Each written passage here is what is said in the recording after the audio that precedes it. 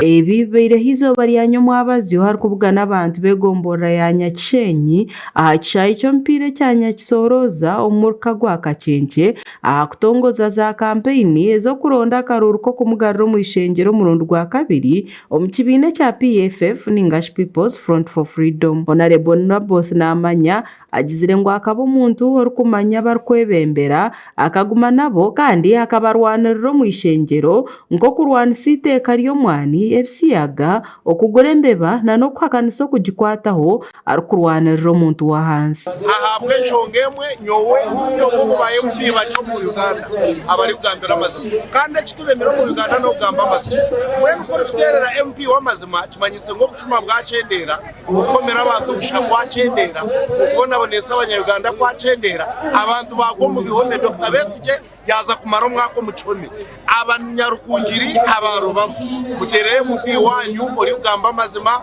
urazo mu parliamenti akakwatanisa n'abandi bebembezi okurebeka ngutashwa kubaho okushisha esente zo mu bihomusho. Innocent Rubarondesa omuhandiki w'ebyamahurire no kumanyisa mu PFF rukungiri ngu bamusime ahabo kubarwanirira harikuhakanisa iteeka ry'omwani n'abantu abarikukomerwa bushanka Dr. Kiza Besigye. Nyenda kubasima na se kusima abantu ba Rubobo mwebare munonga mwebare kutwiha mugaba seki mwebare kutorondera omwebembezi ow'ensonga.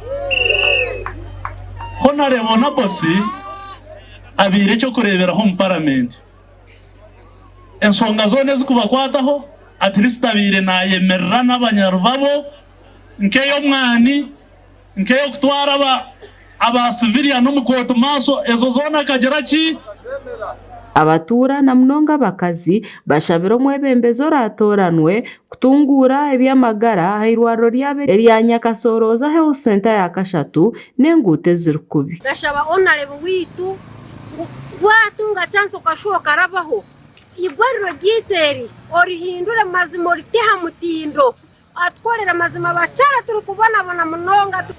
Honorable witu Nabos yaravireho turashaka atkorera porasi na Nyakisoroza yitweji atkorere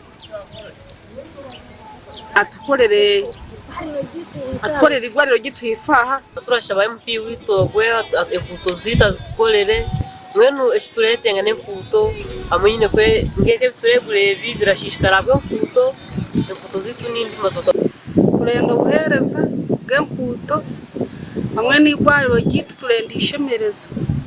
Aba bodaboda bashabire ngo mwebembezi orasinge nebenda ngu hatungure bina byabe by'aba bodaboda okubongera habuyambi n'entasi. Hati turenda ngu yaje mu parliament atukorere ebibinage tujya bodaboda bigende mu misho kandi natwe atuweremu tuganyigwemo. Ayinoni manyana ngu yagiyeyo atuterereze nguto no mu bibina by'igitu ya boda tiyemo busete nko umuntu kwa boda ke kakura aze aguze busete bure akaboda kandi atandika akore ntungu ko mugaye. Agagasha kwa Robert Mugabe abwata ya West.